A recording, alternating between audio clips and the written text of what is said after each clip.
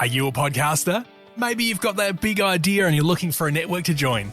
The multi-award-winning Ozcast Network can get your content to eyes and ears all over the world. Join now for the first month free, and you could be featuring this sound at the beginning of your podcast. Ozcast. Simply head to ozcastnetwork.com for details. If you want to live stream WWDC in Australia, then I've got some times for you. If you're in WA, it's Tuesday, June 6th at 1am. Northern Territory, South Australia, it's 2:30am. And Queensland, New South Wales, ACT, Victoria and Tasmania is 3am. So you staying up for the big event? I usually wake up for it. I go to bed for a bit and wake up and watch it. Yeah. For me, last time I was just through having young kids and that overrode my want to get up, but then I ended up waking up at 3:30 anyway or something. I think I woke myself up out of excitement, and then I end up awake just looking at all the web announcements, because for me that was a 1am live stream, so the event was over and it was all online. So yeah, and I'm sure that'll probably happen again this time. But yeah, this one's super exciting. We've talked about it many times. Got a bit more information to include that could happen at WWDC, so fingers crossed. But we're gonna kick it straight off with product perception. And there's been a lot of talk lately about all these different offerings from major tech companies in the AI home / virtual assistant home speaker realm. So you got Amazon Echo, Echo Dot, Echo Show, Echo Look, which uses Amazon Alexa. You got Google Home, which uses Assistant. And you got the Harman Kardon Invoke, which is like the Microsoft Cortana speaker.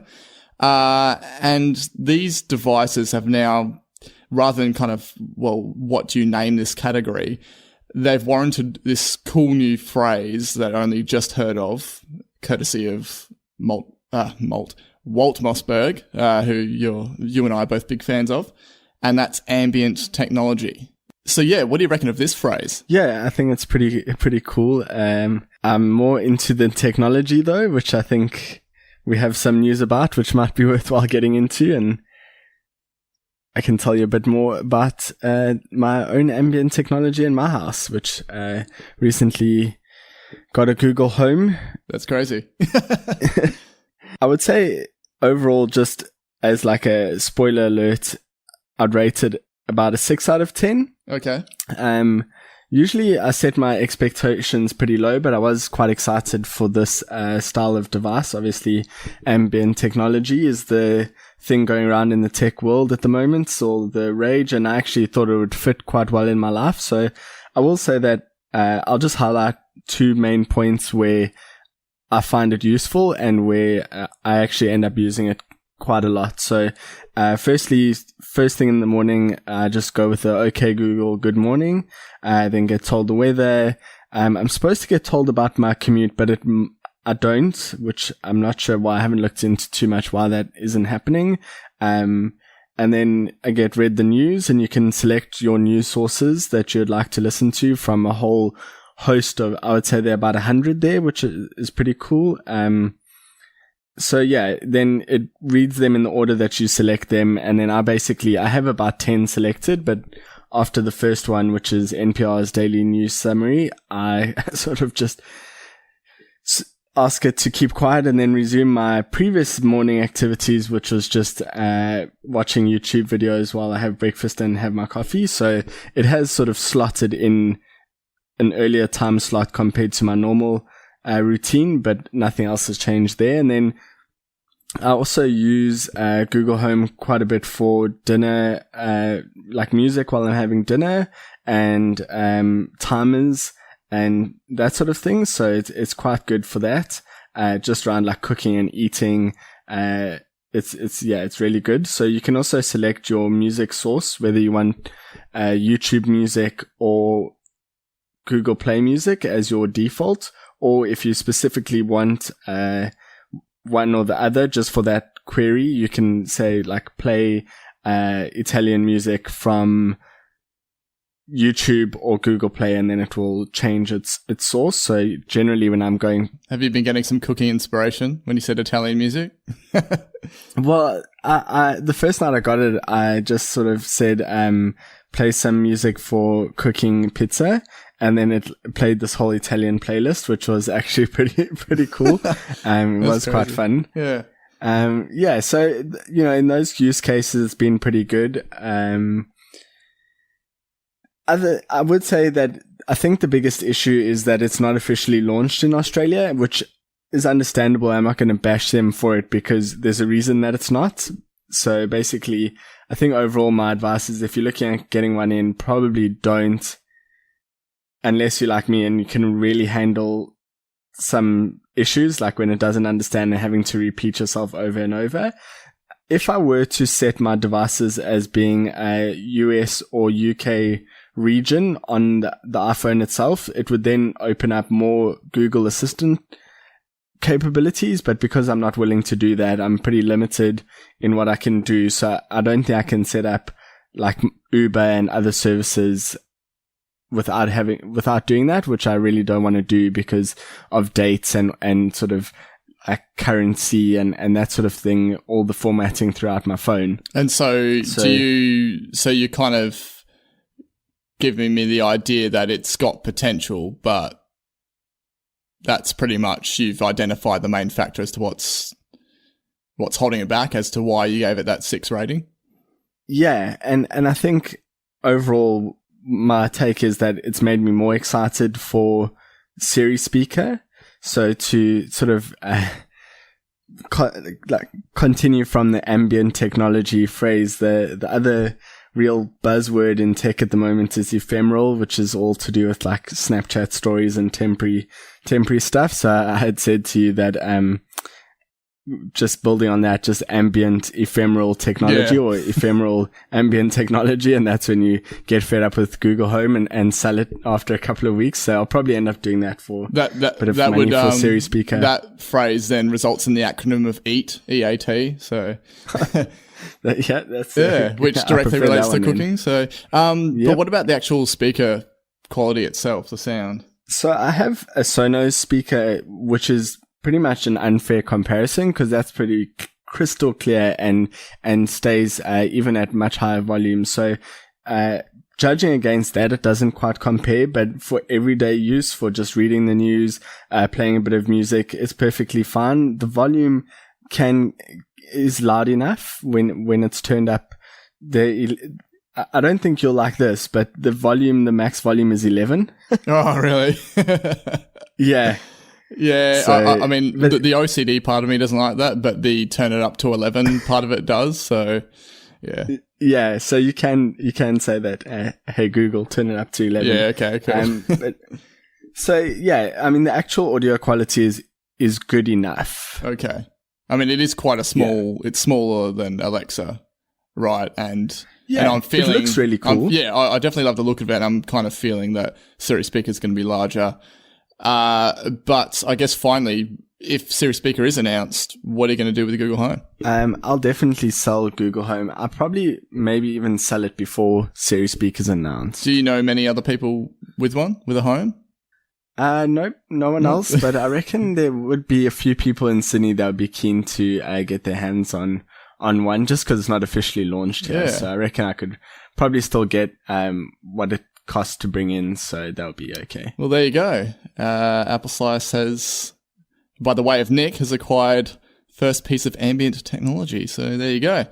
And kind of following on from our last episode where Nike released something, they've also gone ahead and released something else, iPhone 7 cases. But what makes these interesting is they're made from TPU plastic in the same textured look as the sole of Nike shoes. So literally like how you'd expect the bottom of a Nike shoe to look, but cut out an iPhone shape and turn it into a case.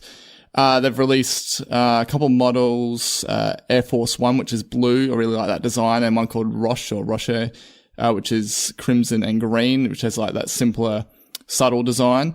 US only though, which is a bummer. But straight away with yourself, as people would realize by now, being the Nike guy, would you want to get your hands on one of these? Yeah, I really like the Air Force One, both for its design and the color. I like the blue. I could go a little bit darker on the blue, but it is pretty cool. So, if they were available, I'd probably look at getting one of those.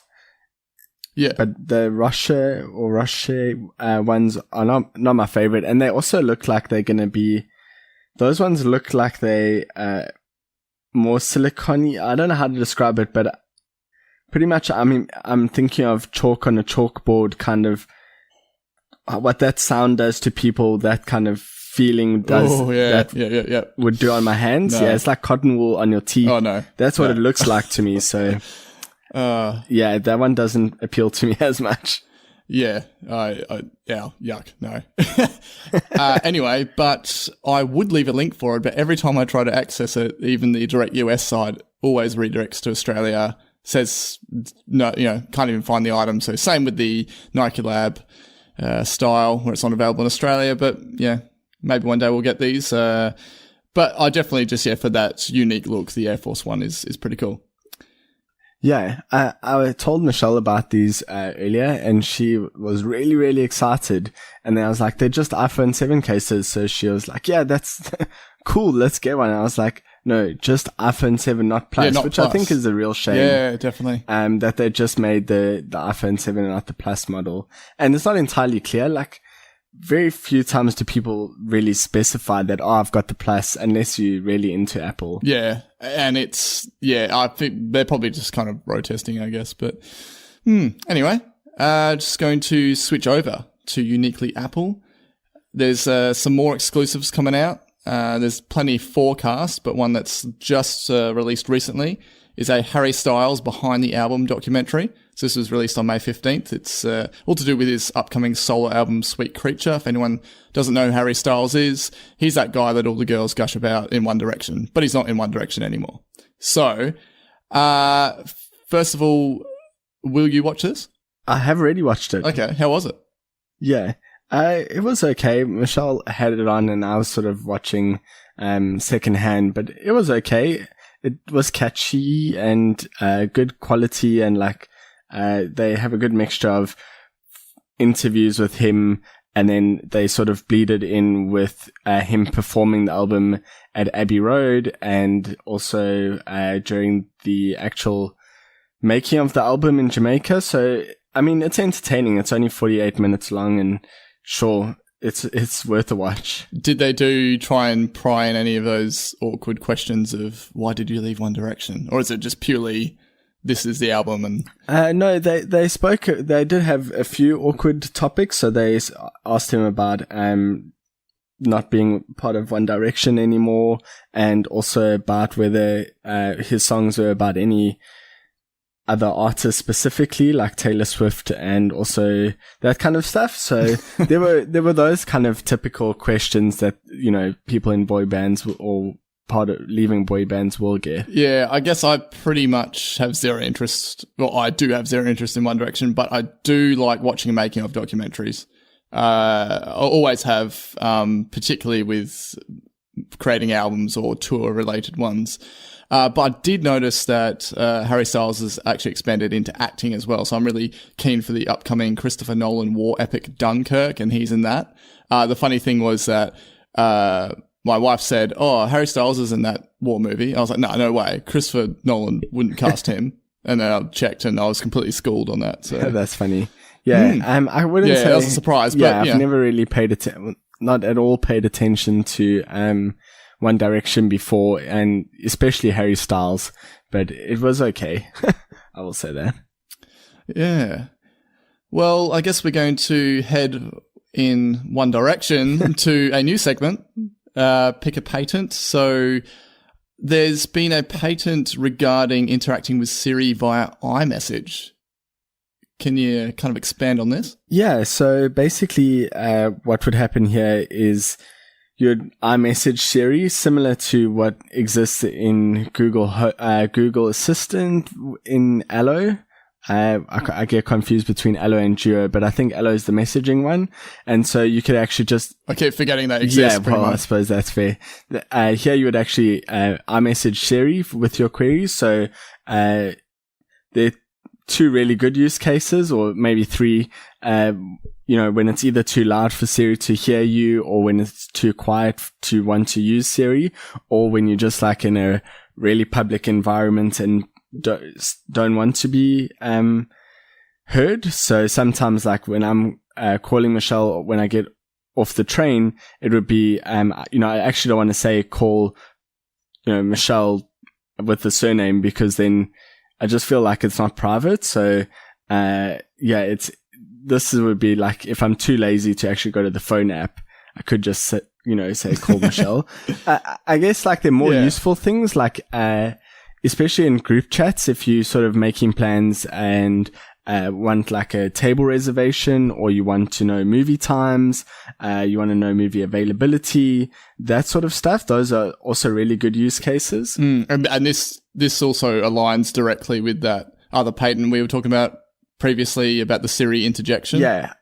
With the group messaging. So I would say that that would probably be used, like that would probably be combined into a single feature that then would get released. So yeah, it's pretty good. I would say people have been wanting this from the launch of Siri, but I think Apple was really pushing a voice platform, and sort of seeing Siri as an AI person, making Siri more personable versus just like a text input. So I think now that they've built that brand, they could expand this capability back to where people think it should have been. I'm feeling if they do this, it'll be iOS 12. Yeah, it's interesting because of like Siri Speaker and stuff around there. They would, there's a lot of, we'll get into it a bit more later, but I think it's all closely related, and so I wonder how they'll push the different implementations. Yeah, I mean, as I've said many times, WWDC is getting closer, so we're going to I'm expecting to learn a whole lot more about Siri not too long from now, and then that's going to kind of pave the way for where Siri can go in the following year's WWDC, where we will probably see things like this. Yeah, so I think that we might. I mean, I'm hoping, so I'm going to go on the hopeful train here, which is quite unusual, but just thinking about how they opened the Siri SDK last year, just for I think it was either 4 or 6 app categories, but sort of ones that they felt that really suited Siri. I think that was just dipping their toe in the water, and I think we could maybe expect bit more this year instead of setting it up this year and then more next year. So maybe they're a year ahead of that schedule, that you reckon? I don't know. There's all these sort of exciting things and rumors and patents and everything flying around. So yeah, we'll just fingers crossed and see very soon. And speaking of which, we have some keynote worthy news and a bit of rumor mill in there too. So this one is the idea of Siri Speaker being for WWDC is pretty recent. As I said, had predicted it earlier in the year. But then now the long-awaited 10.5-inch iPad Pro, which didn't see the light of day, and we just kind of wrote off as, okay, well, that's going to be pushed till the end of the year. It's looking more and more likely, and some analysts seem to be pretty confident that it's going to be at WWDC. Yeah, KGI, who's generally pretty reliable, they think that there's a 50% chance of Siri Speaker, and then more than 70% chance of the 10.5-inch iPad Pro. So I think we've also might have mentioned Sonny Dixon, fellow Australian, before, and he's also fairly confident about Siri Speaker. So I'm less confident in him, so I'm not quite sure how I feel about this. But the other thing lending credibility to this was a stock sheet that was leaked by Urban Armor Gear, which is one of the case makers for iPad. And so this included a 10.5-inch Pro case for June availability, which was pretty interesting. I think that also one other little nugget I'll say that might not have gotten reported there was the 12.9-inch in their 2 most popular colors, which were like black and I think like a gray or black and something, were sold out and not to be stocked again. So that would also indicate that they expect it to be refreshed not too far away from now, that it's not worth them doing another production run on their stock of that. So that's also probably not WWDC, but very likely I'd say in the September, October time frame. So bring it back to the 10.5 inch. How likely do you think this is going to be? I mean, this is certainly, these rumours this sprung up in the last week. I think if Apple takes iPad seriously, they can't afford to not update it now, as in at WWDC. So I would say it's likely, even if there's a delay in manufacturing. Would you put a percentage to it? I would say 65%. Yeah. Yeah. Oh, I'm going to settle with that too. I'm, as I've mentioned before, I'm always ever optimistic, but this time I'm going to be a bit more realistic and stick with your 65%. But the thing that we always said before was we were like, okay, if they're going to redesign the iPad Pro, and the March event didn't happen, I think we just said, okay, the iPhone is going to be the big redesign and they're going to leave the iPad till after as to not kind of pull away from the wow factor. But if it does come out WWDC, you had some ideas as to how this could be a positive thing. So I have been thinking about that a lot, and I definitely was on the camp that thought, oh, well, they'll leave the big redesign for iPhone. But it's no secret that iPad sales numbers have been declining, and there have been pretty much two main designs on iPad in the last 7 years since iPad's been released. I might be bundling the original iPad with the other, like the earlier generations, but I'm gonna go with two. And so, people keep their iPads for long because they last and because they pretty much look the same, so people don't feel like they're new features. So the other thing, so what I was thinking was that in order to create some excitement, around the iPad lineup, because iPhone is probably going to sell in large numbers anyway, whether the iPad has the redesign first or not. I think people buy the iPhone because, for a whole host of reasons, partially just because. Well, I mean, iPhone 7 is a great example. All the analysts were writing it off as, okay, if there's no redesign, they're doomed, and iPhone 7 sales are just insane.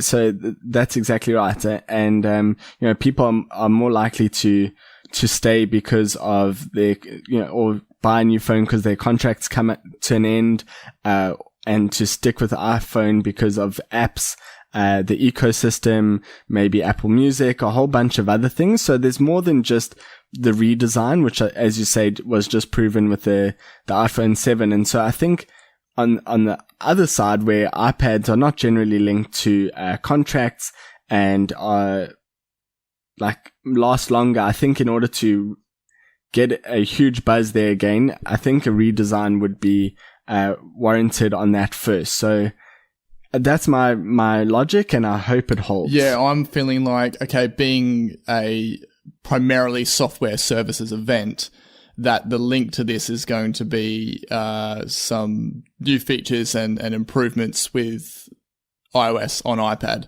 So I'm feeling like redesign slide over, which we both very much want. More pencil functionality, and you kind of mentioned the idea of some UI added in there. Really hope for that eraser tip end. That would be amazing. Multi-user login. I'm definitely feeling like that will be with TV. You're not so convinced with iPad. Yeah, on TV, I agree. I pretty much guarantee. Oh, that's a big call, but not so much on iPad. I still feel like an iPad is a personal device, maybe between kids, but I don't know. I wouldn't like to share an iPad. I'm just thinking about, in terms of like enterprise use and level, kind of like what they did with education. And it's not a big draw card for me because, as you said, I'd be pretty much the only user and not too concerned about, other people using it sort of thing. But that would be cool either way.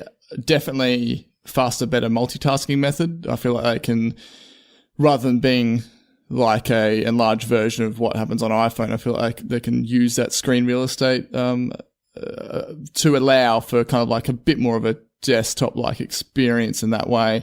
3D touch for iPad, we both feel like is a given almost. It's something it's got to come. I won't buy the next iPad unless it does have 3D touch.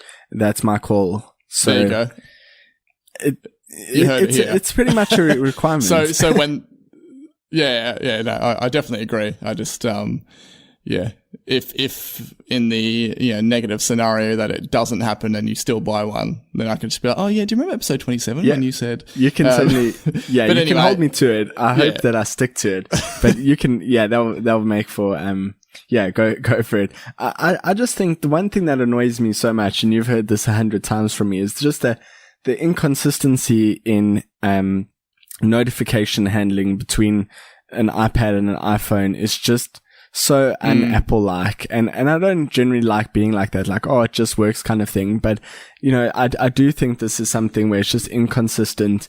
You've got actions on app icons that you don't then have on the iPad, and it's just become a bit inconsistent. Well, I feel like I definitely agree with that. I also feel like in the 3D touch realm that because, again, the same thing with the screen, they can do something a bit more complex. So, already there's definitely decent 3D touch actions and support on iPhone, but I still feel like people haven't quite embraced the potential of it. And I definitely feel like with iPad, and I'm expecting some good, if they do release an iPad at WWDC, that there'll be some cool Apple first party app examples of just ways that purely because of the screen real estate that it could go beyond what the iPhone currently does with 3D touch. And I just feel like anything else they can do with iOS for iPad that requires implementation from developers. So I feel like this could then spark a bit more of a focus and that from developers to create iPad apps. I know that you're definitely were hoping for that as well. Like bring back a bit of the excitement, a bit of the focus to iPad. And then I feel like that if most or all of these things happen, then and this is contains a redesign as we're expecting, then the 12.9 inch is inevitable, I feel, as a redesign. Yeah. So I agree with pretty much everything you said. I'm really hopeful for this, so here's hoping. Cool. And following on with some other WWDC related news. So it's been reported by Recode and then confirmed by BuzzFeed that Amazon and Apple have struck a deal. So Amazon Prime Video coming to Apple TV and expected to be introduced on stage. So this would then, they're talking about Amazon resuming selling the Apple TVs. Apparently there was a feud back in 2015 and they just stopped selling them. Obviously a clash between their devices and Apple's device. And they're apparently open to adding Apple Music support to Echo, but nothing concrete at this stage.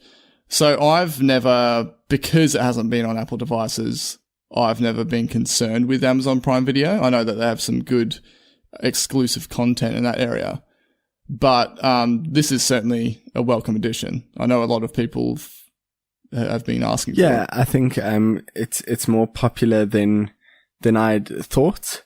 And so I'll probably check it out. They've got introductory pricing in Australia at the moment. I think it was either $2.95 a month for the first 6 months or $4.50 or something like that per month for the first 6, which I think is pretty cool. I did watch a bit of Top Gear's replacement on Amazon Prime Video, the Grand Tour, which I would sign up for a $3 a month thing to watch the whole series of that. So I'll probably check it out. Yeah, cool. Certainly sounds like a good introductory offer. I haven't, it's kind of like for me, once I settled on your Netflix and stuff, I had tried out, say, services like Stan, but yeah, Netflix trumps them. So, I definitely feel like, it's worth a look and see if there's some shows of interest there.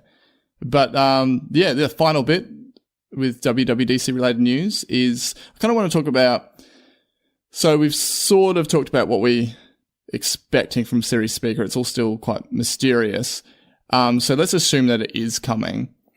Okay, the Amazon Echo and Google Home have no screens. The newly announced Echo Show is predominantly a screen. So what's your prediction? Do you feel like Siri Speaker will have a screen, or do you feel like they're going to have two models, one with, one without? I'm going to say that they'll have one model without a screen, and it will be very heavily tied in via stuff like handoff to your other devices. 100% agree. That's exactly what I was going to say. I was feeling like while a dedicated screen will be great for FaceTime, I feel like iPad and iPhone definitely cover those bases well enough. So I feel like if it doesn't have a screen, that's not going to be a major hit to, the viability of the device. And then there's the idea of any screen required responses will then, as you say, kind of like handoff style, show on your iOS device, therefore removing the need for a screen. And the whole idea to me is that being this ambient technology, it's just something that is there, but you're not having to look at it. Yep. And so that's why I'm thinking, same as you, single model, no screen. Still feel like there may be kind of an OLED strip implemented, but that's probably more for like status light reasons, kind of in the way that, Alexa has. But so I think just to go a little bit more on this, and we spoke a little bit about multi-user support on iPad and Apple TV. You've got 2 adults in the house. I've got 2 adults in the house with, our own sort of Apple IDs and everything signed in there, and our own ecosystem of devices. And so if it's integrating with your device, what if your wife were to make a query? Do you think they'll have multiple user support based on voice? I feeling pretty positively that yes. Yeah. Have you? So which would be because awesome. If you set up Hello Siri on your devices, Haven't had to watch out for that for a while. It asks you to train it, which is quite interesting. Because basically the idea there is that it shouldn't be setting off other people's devices, and I think it was still for the first little bit. I think there's a lot better implementation on that now, where it doesn't actually set off other people's devices. So I think that's their first sort of foray into that and testing, and there's probably a lot going on in the back end with that. Yeah. Well, I mean, I've never set off my wife's. I've never set off. There's a few people at work around me that have Hello Siri enabled, and we're all guys too, and I've never set theirs off. So the current state of it recognizing that unique voice is pretty good. So that I hold a lot of hope for that, and if it all integrates with, say, your wife's iCloud too, then it would hand off to her devices. Hopefully the one that you actually have holding in your hand. Because I've also noticed sometimes I'll have like my iPad and then say Hello Siri, and then it will do it on my phone, which I'm like, I don't want that, because I don't know how it chooses. I have noticed that the phone takes precedence. I kind of have to almost have, particularly with Apple Watch, I'd have to have my phone in my pocket, kind of like buried deep in the pocket, for the watch to take the command over the phone. Yeah. So what some people do there is just switch it off on their phone, and if they have it on their watch, and then just, if you do the query and it's not capable on the watch, you can do the handoff to the phone. I don't do that, but it's another option. I did recently get my Hello Siri set up on my watch again, which I'm very excited, because I've had it set up and it lasts for about 3-4 days, and recently got it back, so I'm really excited. It's all been an issue since South African Siri, so that's awesome news, as well as my 12 hours of Siri not playing ball. I was actually inspired by that to sort mine out. Yeah, I think we kind of both must have sorted ours out around the same time, but it was great to have it working again. And I went through several stages of resetting things and end up resetting settings, reset Siri from the Australian male to the default female voice, and I've stuck with that. I feel like that I was having that period of time of trouble with Siri and the male voice that I kind of felt like it was cursed. So I was like, okay, I'm going to switch it up. And then she's been very, very nice to me. So good stuff. It's good. Yes. Okay, we've defined ambient technology. Now we're going to define something else. Dark data. Sounds very ominous. Yeah. But what's Apple got to do with dark data, and why did they invest a lot of money in it? Yeah, so I'll start by sort of covering what dark data is. And maybe start by not covering dark data, but just explaining a bit how most of the data that gets fed into traditional machine learning and predictive modeling stuff is basically what most people would think looks like an Excel spreadsheet where you've just got your records and your cells with their values in them, and then for each new record you've just got a new row all the way along. So a lot of AI learning, machine learning is on data like that. And so it's really easy to specify, clean, and do all of that data and know like the input and the output, right? And so when it comes to dark data, this is where it probably is where the scary side of AI comes in, because this allows exponential growth in what it's capable of. So this is where you can load sort of images and that sort of stuff you couldn't really store in just like an Excel cell, which is it could also store like a book, pictures of a book, that sort of text, unstructured text like that,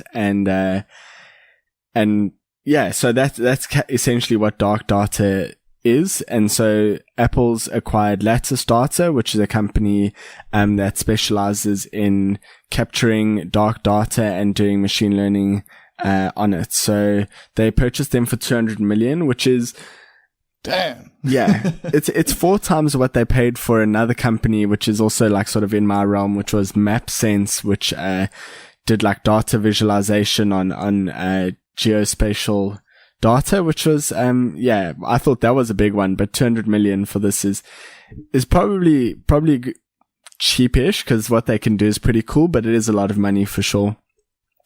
So as I said, they can turn unstructured data like text and images, and their tagline for this is they can turn it into structured data with human caliber quality at machine caliber scale. So I don't know if you've ever come across Happy Maps, but it's a sort of extension on Google Maps where it seeks to take you on the happiest route instead of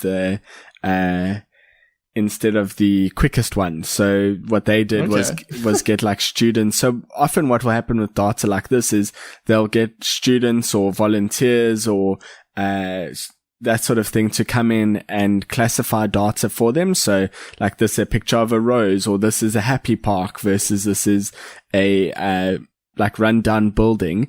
And so they could actually build up their classifications that way, or this is the letter A. So that's kind of how it's previously been done, is with these explicit classifications, so that you know when you're running your machine learning that it knows, oh, okay, this is for sure an A. Now I'm going to look for anything that's like an A, and then I can classify it. So it doesn't have to have seen every single A, handwritten A in the world, but it kind of needs to know the general structure of it.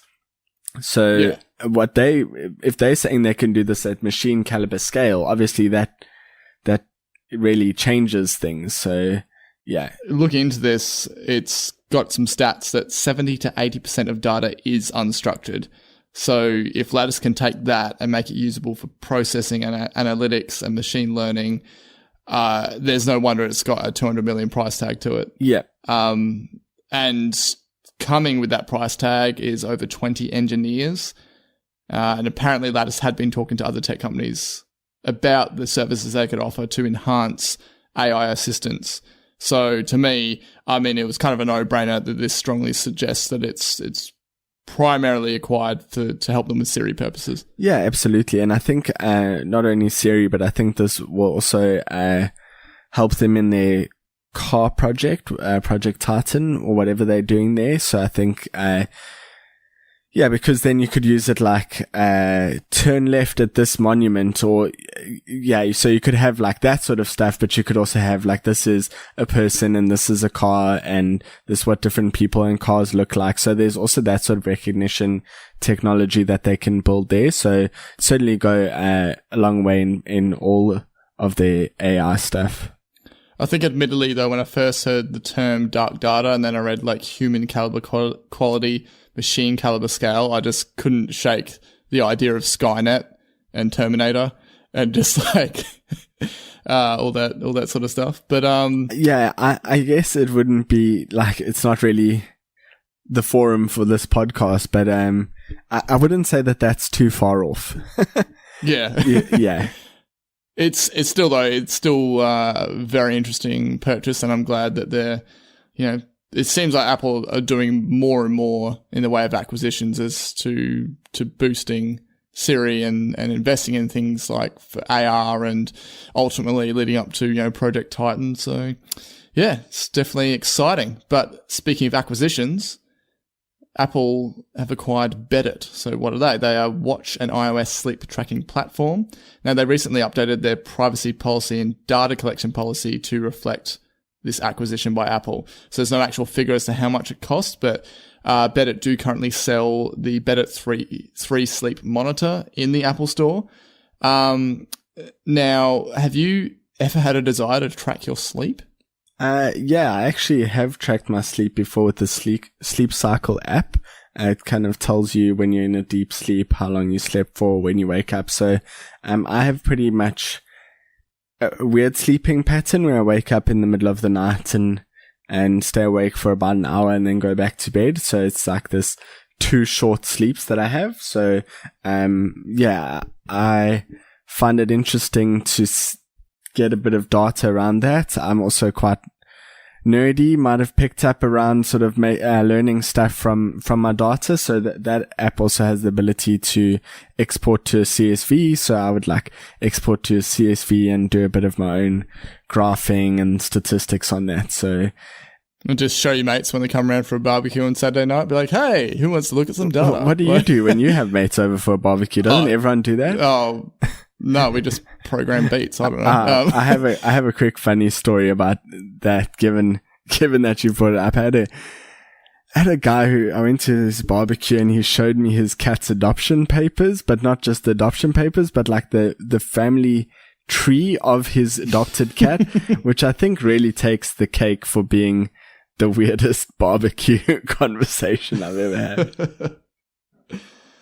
I wonder if by the end of the night you guys will just feline around. But, well, it definitely put me to sleep, which is kind of where we're actually bring it back to where we are. Yeah. Okay, for me, sleep tracking, I don't really sleep that easily anyway. So to me, I'm not interested in the sense that I feel like I'd just be thinking about it, being like, okay, I'm meant to be sleeping, and then it's tracking me, and I'm not asleep yet, and I'm still awake, and maybe I'll turn the tracker off, and that sort of stuff. I tend to overthink things in the middle of the night, but I am very happy that Apple are getting more serious about the sleep tracking aspects for the watch. So I'm expecting some expansion on this at WWDC, but nothing to do with Beddit, considering it's a recent acquisition. But yeah, it's certainly cool, but yeah, not of big interest to me. But hey, if you're one of those people that can just lie down and put your head on the pillow and off you go, well then it's definitely up your alley. Yeah, I think what they really need for this is quick charging on the Apple Watch, which is really charges pretty quickly, but it needs to be really quick, like as in shower and breakfast quick. Yes, yep. And it also needs to be a bit thinner. It's a bit chunky to wear in my sleep, to be honest. Yeah, okay. Well, Apple Watch 3 come the end of the year, possibly. So, okay. Let's wrap it up with some edible extras. This is both game-related. So, The Sims is coming to iOS, which is great news for fans of the long-running series. Now, EA says that it will support all the features of the original PC game, so don't expect it to be just some kind of like light version.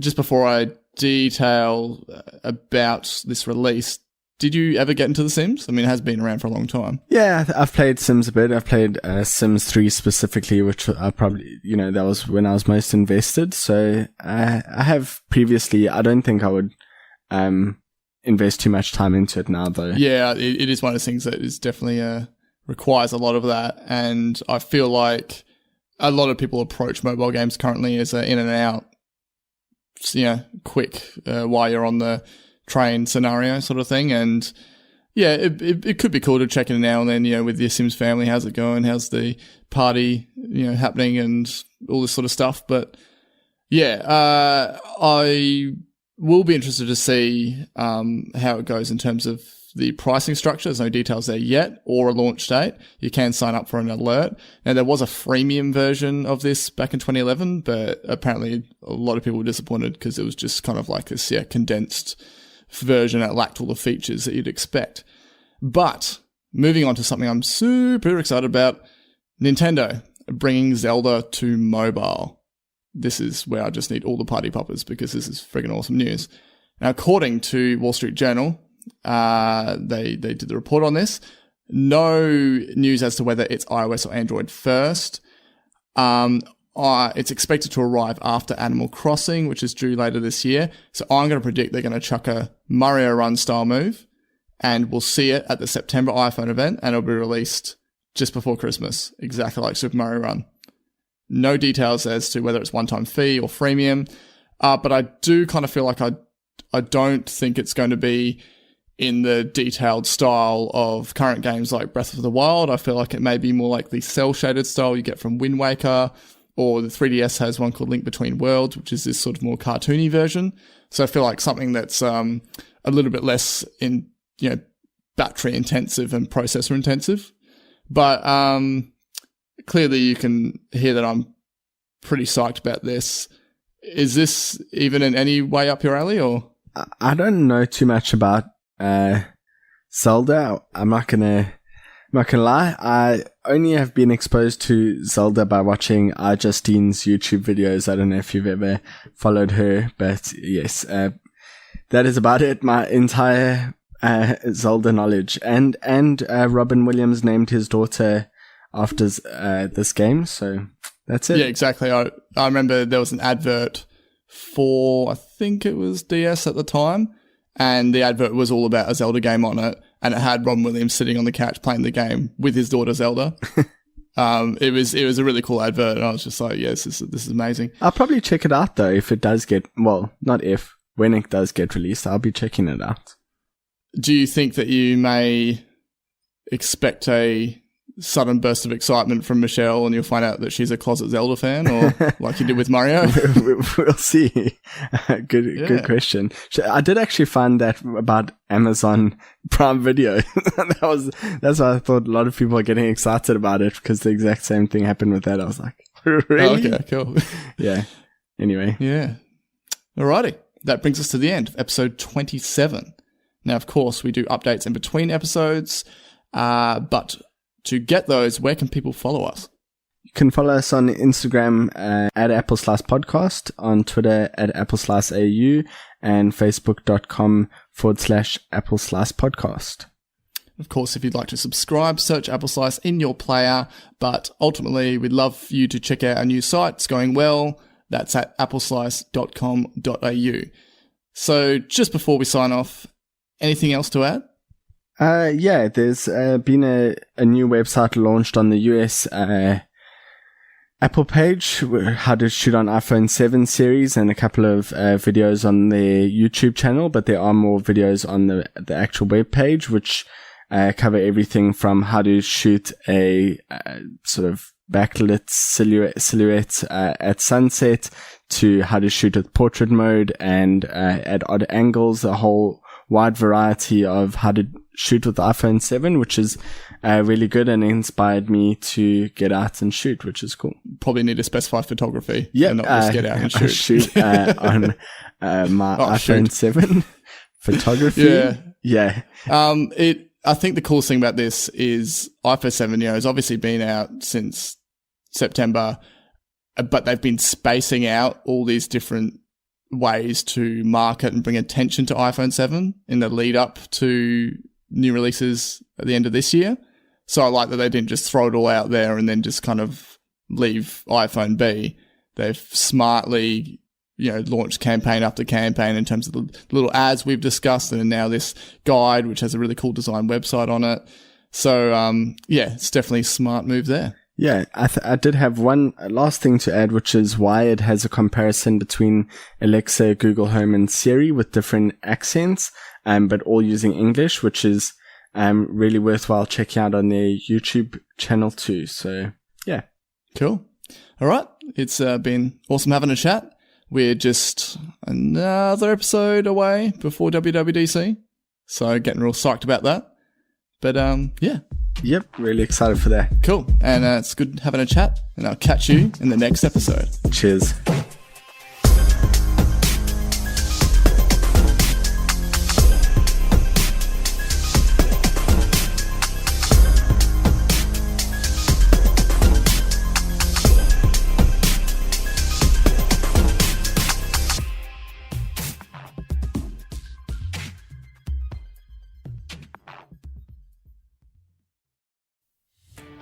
Are you a podcaster? Maybe you've got that big idea and you're looking for a network to join.